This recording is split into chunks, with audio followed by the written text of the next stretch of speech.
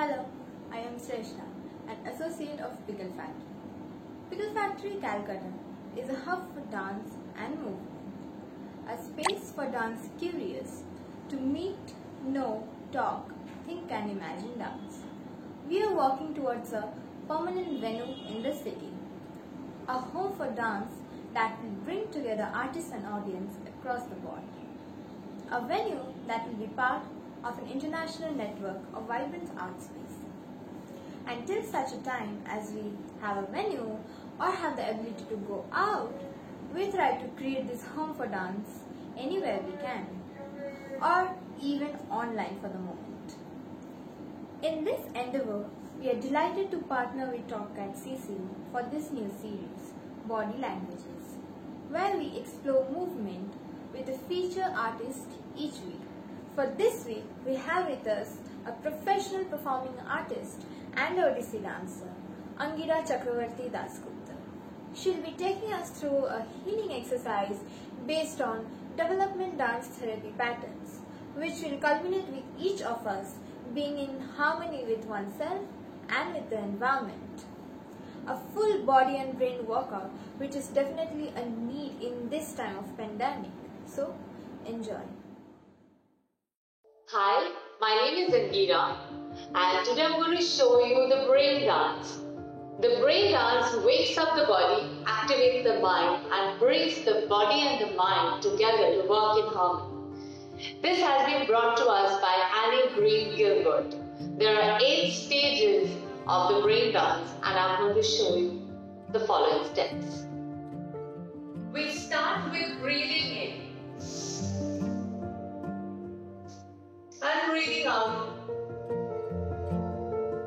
One more time.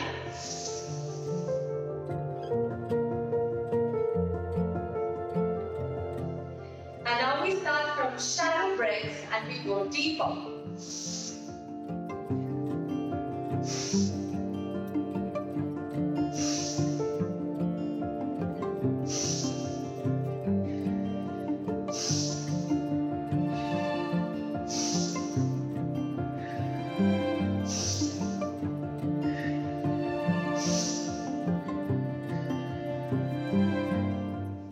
The second stage is tap tap. Let's start with tapping ourselves.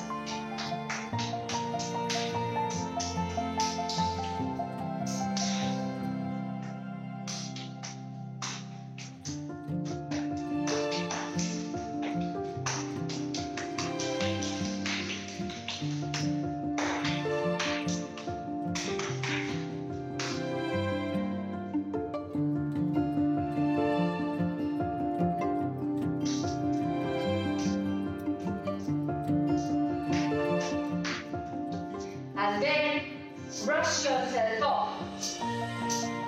Brush off all your worries, your stress, your negative emotions. Brush.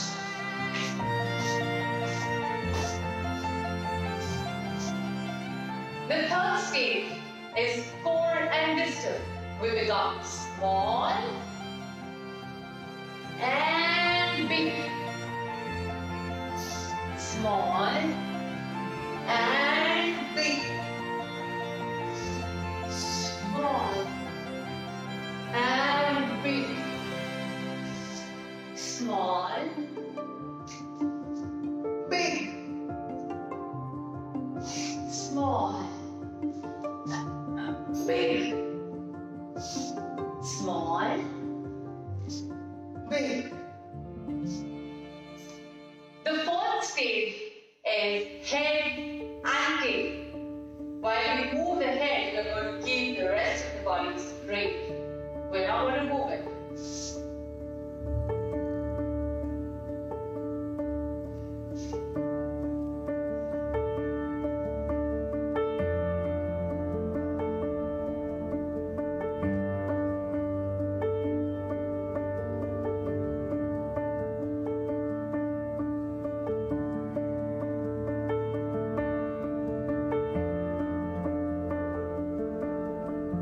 And now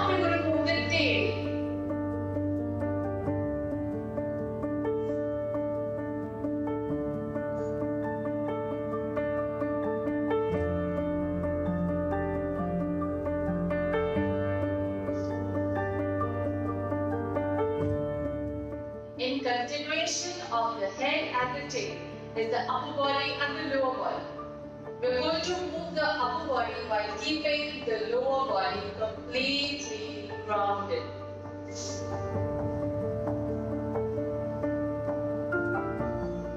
You can move it any which way. Either fluid movements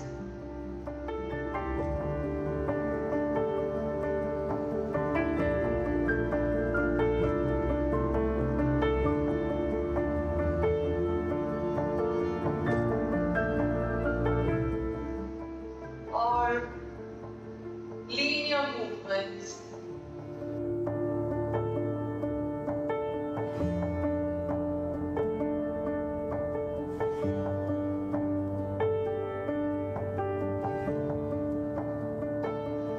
Up to you. And now we're going to move the lower body, keeping the upper body immobile.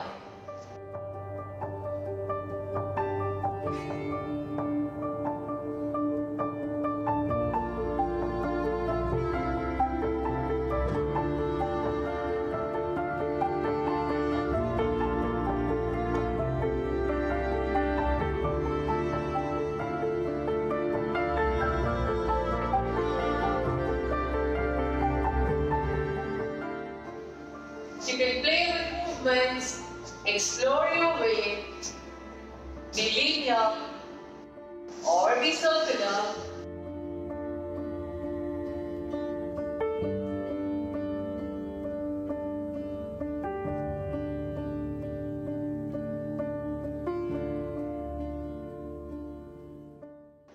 The sixth stage is body half.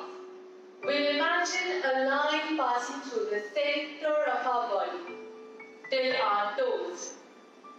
While we move the right side of our body, we'll keep the left glued.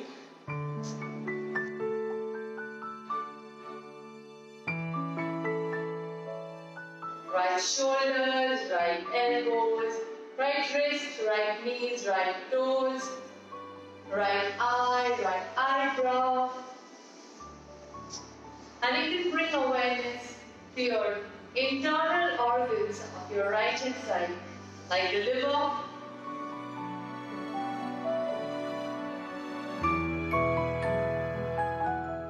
the right kidney, likewise. Now we move the left hand side, keeping the right side glued.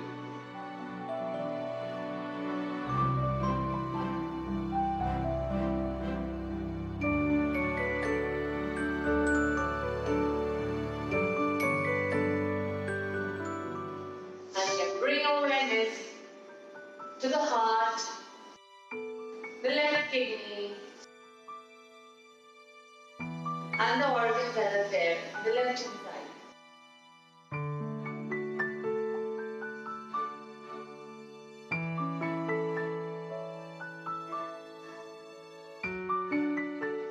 The seventh stage is cross-lateral. We move the right side with the left side. So we start with our right hand reaching our left leg. Likewise, left hand reaching our right leg. Or we can do with our elbows and knees of the opposite sides. Or we could reach out the left toe with the right hand and the right toe with the left hand. Or we could reach the left toe with the right hand, the right toe with the left hand. Coming to the last step of brain dance, it is called the vestibular, or where we balance our body. So we are going to balance in various ways. We'll explore how we can balance and keep balancing.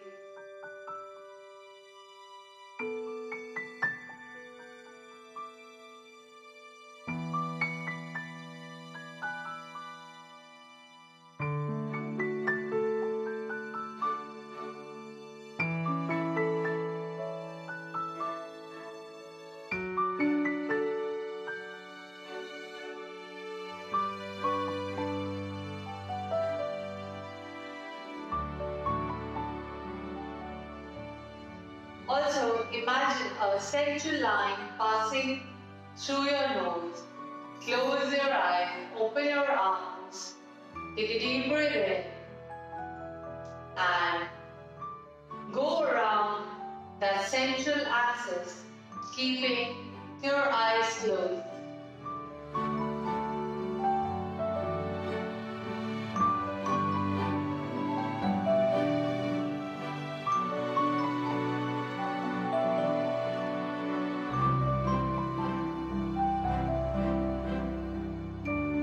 And the other side.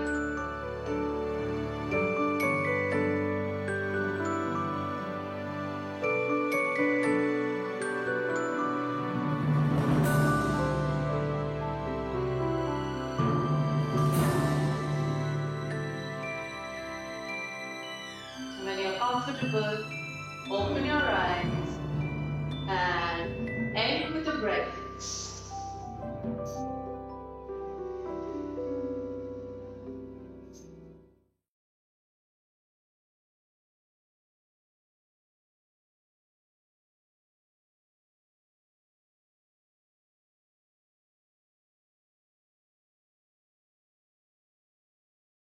Hi, my name is Indira, and I just shared with Top Cat and Pickle Factory the benefits of brain dance, and it has been uh, brought to us by Annie Green Gilbert, and she is a dance educator.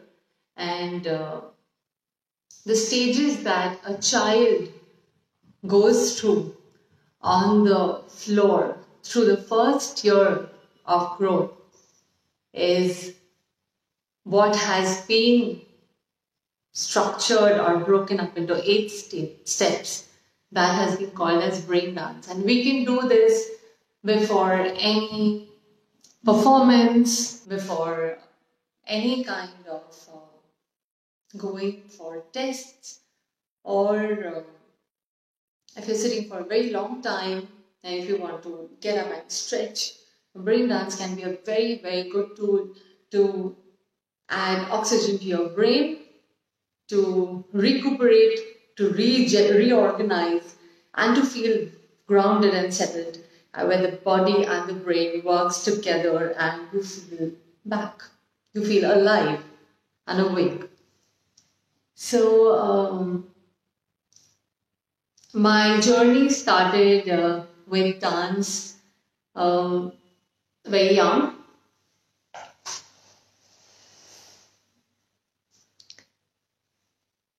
How do you see it in your experience in relation with classical dance training? Oh, it is extremely related, because the first 4 where we are breathing and we are doing tactile, then the third is the core and the distal. We are becoming small and big. And when we are doing head and tail, the first 4 are the basis of any performance, any dancer. The next 4 becomes the complex things, where we are doing the upper body, lower body, then we are doing the body halves, then we are doing cross lateral, right going with the left, and the last one is the balance. So if I can talk about Odyssey. In Odyssey there is the basic steppings, there are 10 steps. So in Chauka, when we are going in the initial side, when we're doing number 3, we are still going right hand with the right side, right hand, left hand with the left side. We are still functioning on the body half. But as we start going complex towards number 7, 8, we are going cross lateral. We are going from right to left. We are going from left to right. So every dance in classical training, I feel that, this brain dance is, again, it's a developmental stage. We also go through all these stages. Of course, am I visible? The third chauka that I mentioned about is about 1, 2, 3. And 1, 2, 3. So exactly what I showed, that when the body half moves, the right only moves or the left only moves. So, but as we are going to the higher level, as we did the cross lateral, where the right and the left comes together, in number 7 we do 1, 2, 3, 4, 5, 6, 7. And again 1, 2, 3, 4, 5, 6, 7. So we start from the right hand coming on the left side. Exactly what we did here. So this can be done in any form, whether you are a classical dancer or a contemporary, or you're starting to beginning to dance. How important is the breath in your brain body exercise? Is the most important thing, the first thing. The child, when a child comes out of the mother's womb, the first thing they do is they breathe. They breathe and then they explore their body, they start touching, they discover a lot of things about themselves, and then slowly they become small and then they throw their hands up in the air.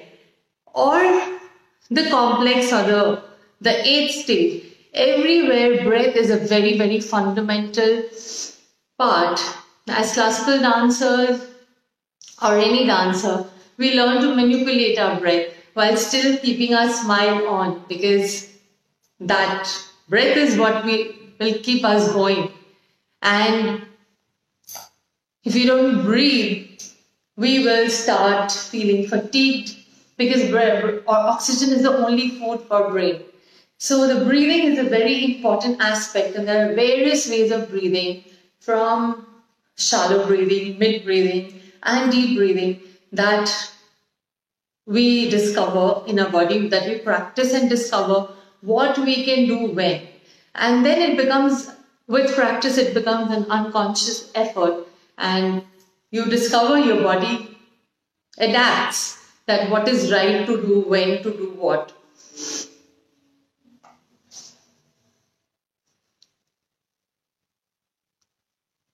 Could you answer that? Has a breath in the brain body exercise?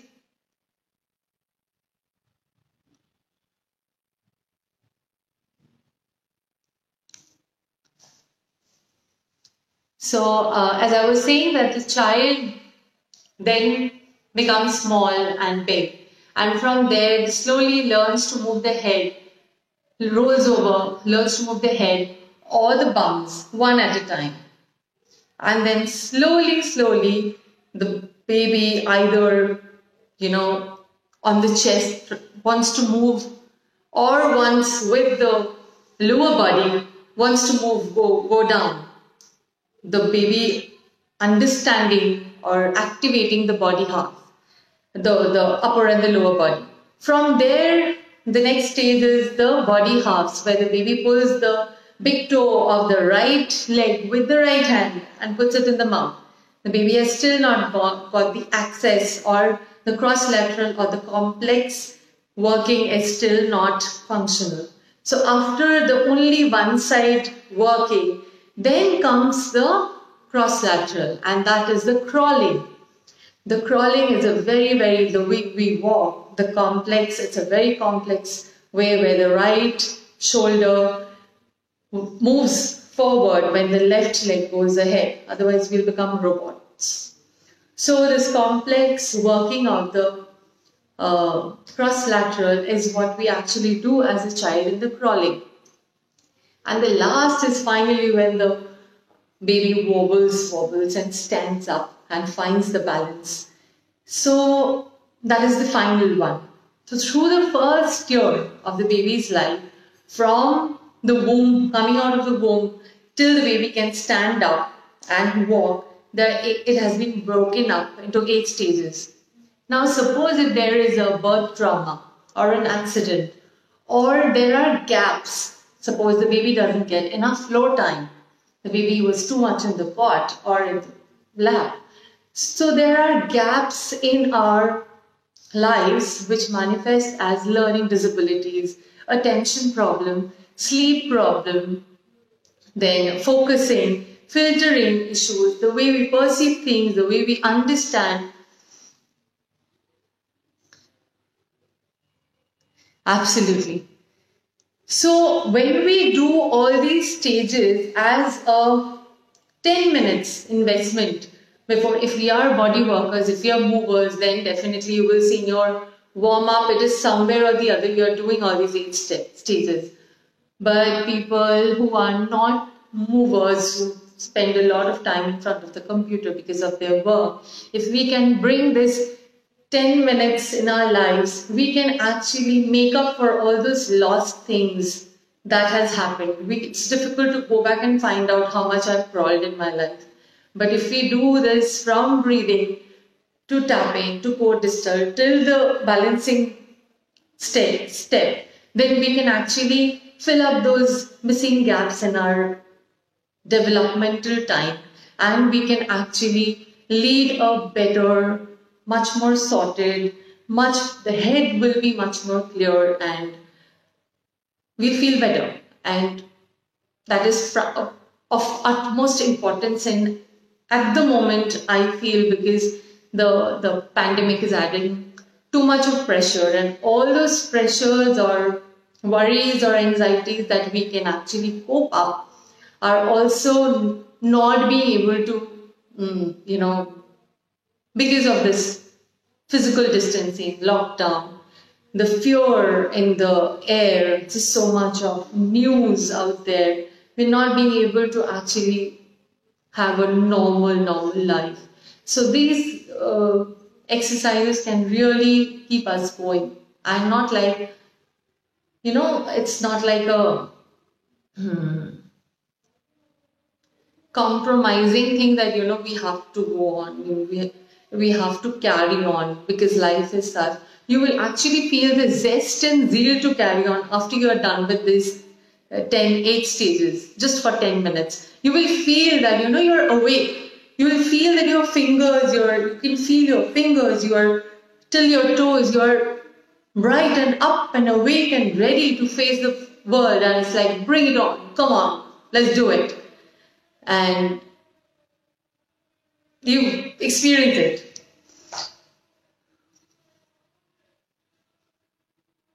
Thank you.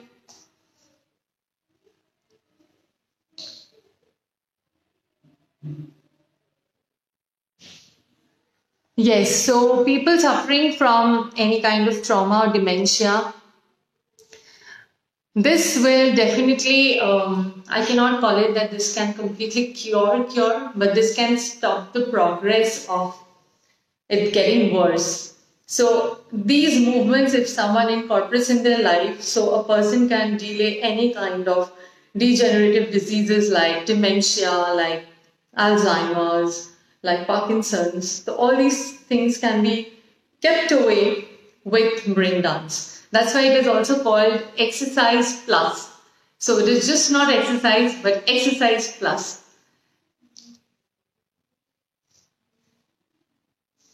And I would also like to say that, not only child's development, what we look at as a learning disability or a slow learner, all those, tags have been given.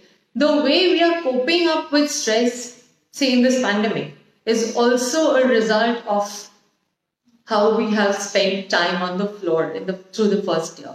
So everything is very related.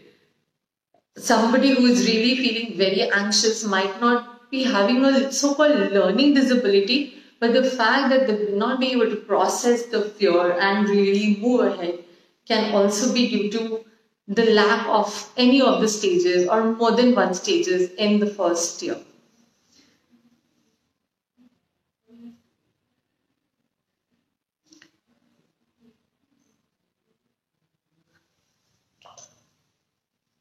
Thank you, Harpreet. Gorgeous. And yes, I really like this part that we don't really think that how walking and crawling as complex movements, they are extremely complex, and we can only do it after the other stages are sorted. That's why it comes at the later stage. And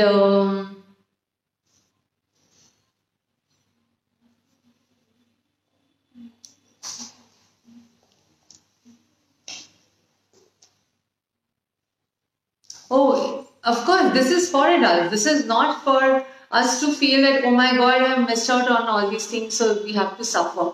It is for, if children are doing now, then fantastic. If as adults we can do it.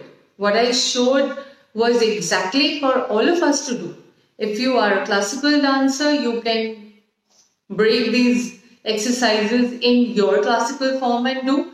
If you are a contemporary dancer, you will be having these exercises, and if you have not danced as yet, I would suggest you to start dancing, and you can move in any which way, keeping just the name of the step, and you can search it, you can Google it up.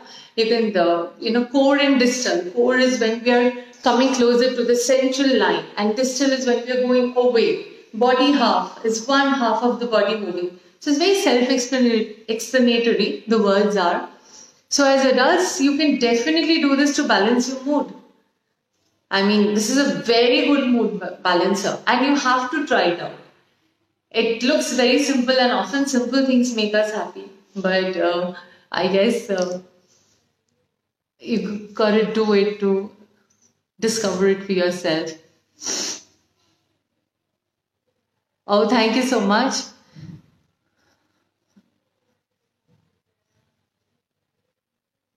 It is provided in India, as in there. Annie Green Gilbert is a dance educator. She's an author. So there's a whole lot of material out there. You can study them, and you can curate it for yourself, because the more we take it out to people, the more the merrier.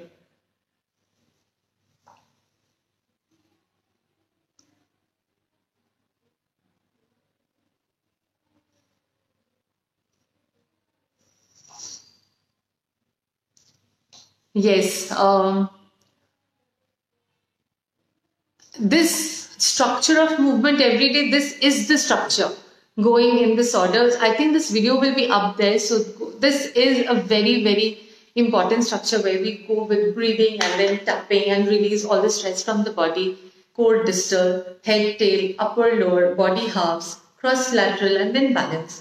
And you can also bring it down to just a 10 minutes, a short exercise module. Yes, about this practice with the people and organizations. Yes, so that's a very important question. Thank you for asking. I work with Parkinson's patients, and brain dance is something that makes them happy. And there are so many ways we can do.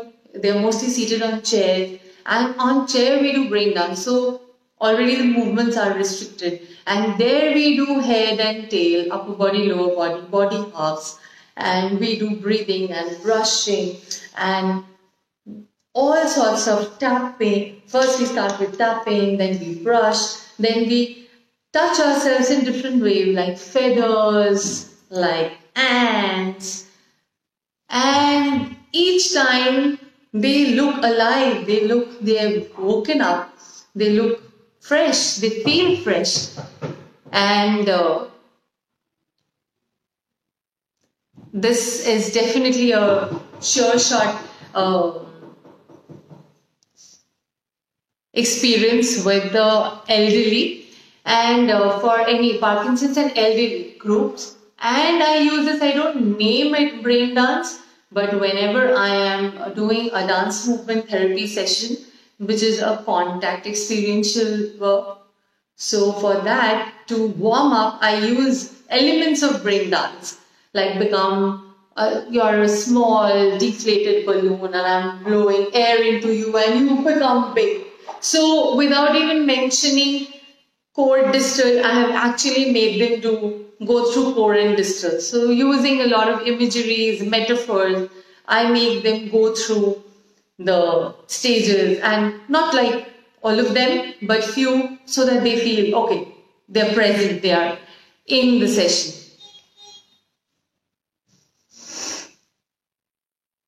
Okay, my classical training is very close to my heart. That is my initiation point why I found out dance movement therapy. That is the reason why I'm here. So my classical training is very close to my heart. I train under Shashwati Gaurav Ghosh, and I've been associated with her for the past 7 years now. And I feel that Odyssey brings structure in my life, and dance movement therapy brings fluidity in my life, and like yin and yang, like Prakriti and Purush, like the male and female, balance me. And yes, this brain body education to people, this is my classical training is the foundation. I don't take classical training to dance movement therapy, which I have done under Kolkata Sangeet, under Sohini Chakraborty. I don't take my classical training exactly the training per se, but the foundation, when the bedrock is solid, the river can flow smooth over that. That's what I believe. So yes, my classical training gives me the foundation of movement, and yes, on which I can build up movements, I can understand bodies little easier because of my training. Hope I could answer your question. Thank you very much. I plan to show you something towards the end that you can do for yourself. So I think it is already uploaded and you can access it anytime. I would just want to request all of you to don't get restricted to the movements that I have shown. Explore. Do anything with the name, as long as you don't have to do core and distal exactly what I had shown. Whatever it means to you to becoming small and big, do that. Head and tail, you can go in any order. You can do first tail and then head also. So there's a lot of liberty in this. Yes, please, you will not be straining your body, and yet you can actually, yes, with exercise, with this surgery, please go slow, but you can actually break it down into very simple movements and move, and don't worry, you will be there. Without straining your body, you can do it. Yes. How can dance therapy movement help to cope up with depression? So, depression is a very relevant topic, and at the moment, and depression happens due to the lack of secretion of very vital hormones in our body, like the serotonin, endorphin, oxytocin, dopamine, and melatonin. So these 5 hormones are very important, and they're all related. One leads to the release of the other. So primarily, they all are secreted with movement. Any movement. You are walking, running, jogging, climbing mountains, Zumba, dance, yoga, Pilates, any sort of movement gives birth to endorphins, serotonin. Serotonin gives rise to melatonin. Melatonin improves sleep. So they're all interrelated. And movement, dance movement therapy, the word looks big, but when you move, you actually secrete them in your body and you naturally feel good. Could I answer that? Thank you, thank you.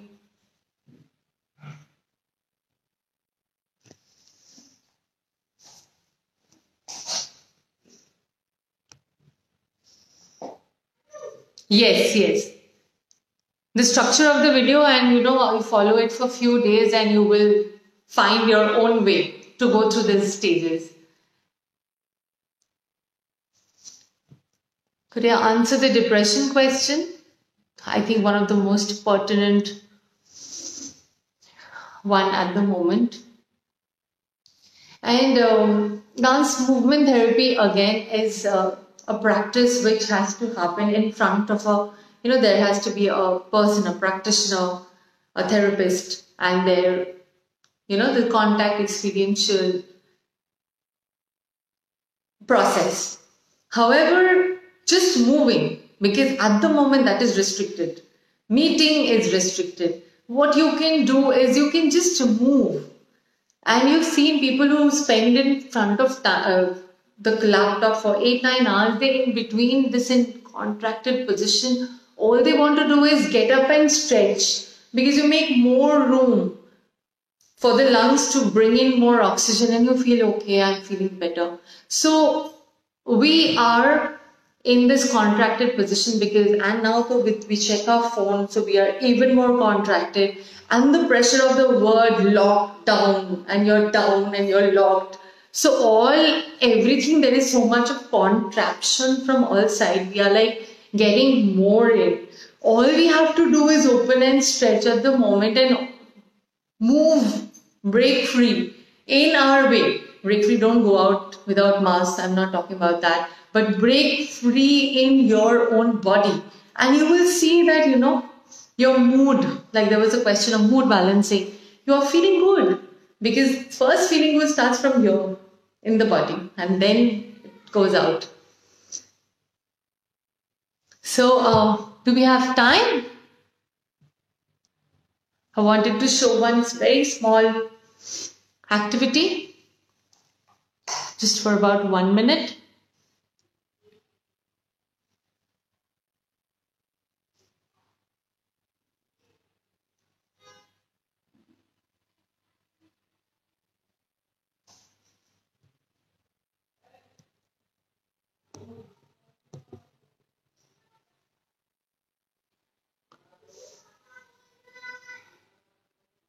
Yeah, yes.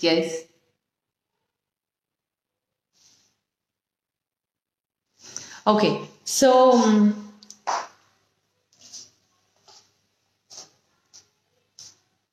you can stand with your feet, your shoulder with the palm, and really clench the ground with your toes and firmly ground your heels on the floor, and then let go. You are grounded. And then imagine there is a string here. Pull the string. So as you pull, you're going to pull it up and bring your postures up. With your feet grounded, you have engaged your core. Now from your thighs and bums, you're completely engaged in the standing. Now roll your shoulders up towards your ears and bring them down. And pull your fingers towards the ground, opening up your chest. You've already made more room for more oxygen. And finally, while you do this, imagine there is a tennis ball under your chin, which you cannot let go of. You're balancing that ball, and above your head, imagine there is a string. Finally, pull it up. While you pull it up, feel tall. Don't let the ball move off. Don't lose your open chest, your core engagement, and your grounding. So, when you're pushing down the earth, you're still feeling tall. And in this position, if you're in this posture, you are more ready to face life.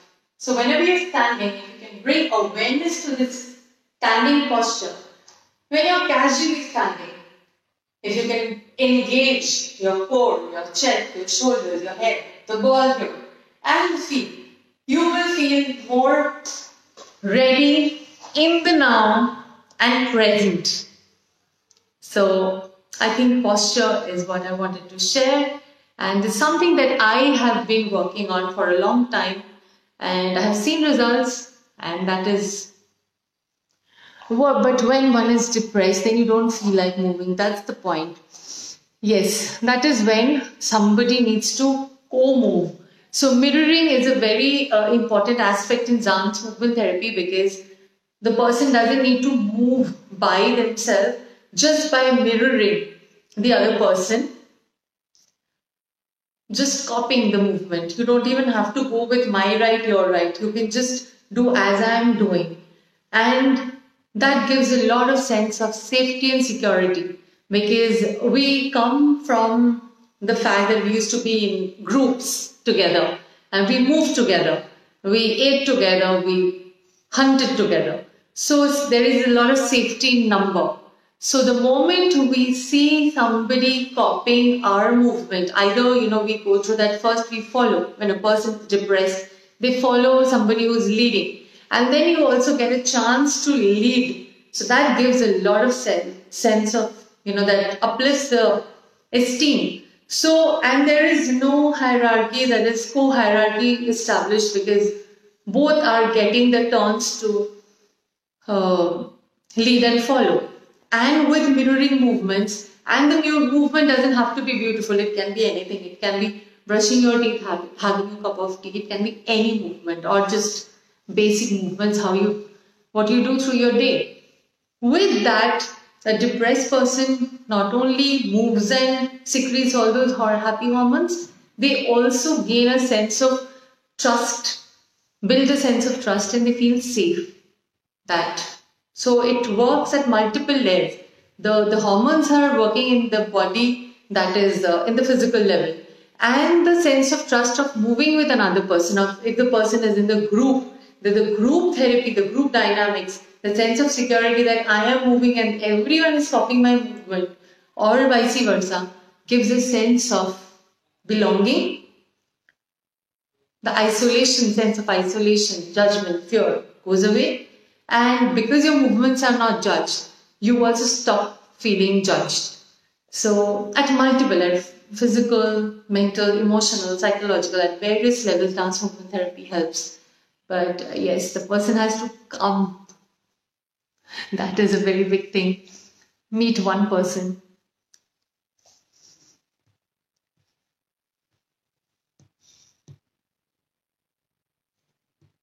Thank you so much, Pickle Factory.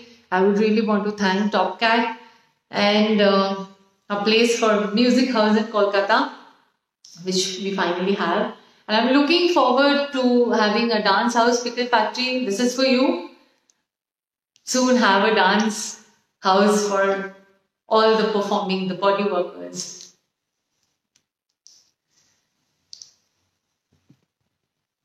Thank you so much. Thank you. Thank you.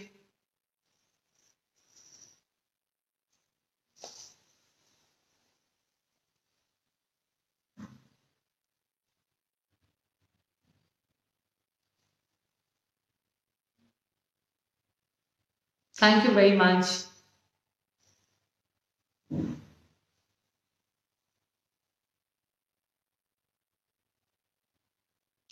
And for all the everyone, because we are cooking a lot these days, we are not eating out, you can keep your posture while cooking also.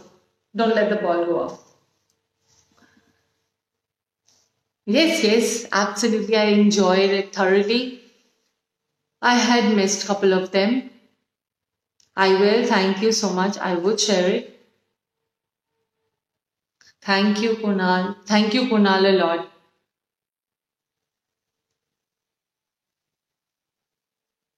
Thank you. Thank you.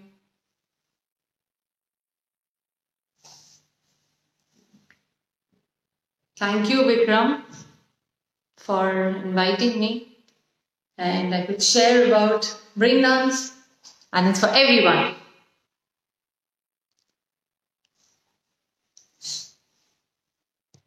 Should I finish it now?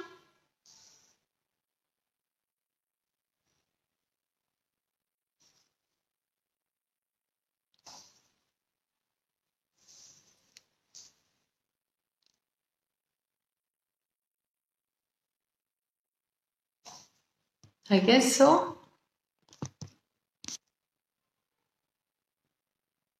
Thank you everyone for joining. See you soon. Take care. Thank you, Vikram. Bye. We hope you enjoyed this episode of Body Languages. Look out for more Body Languages session coming up every Wednesday on Top Cat CCU Livecast on Facebook Live at 6 p.m. We have a host of programs as well discovering the world of dance movement. There's more on our website, details below. Join us, follow us, support us, and drop us a line. We'd love to hear from you. And see you next Wednesday. Thank you.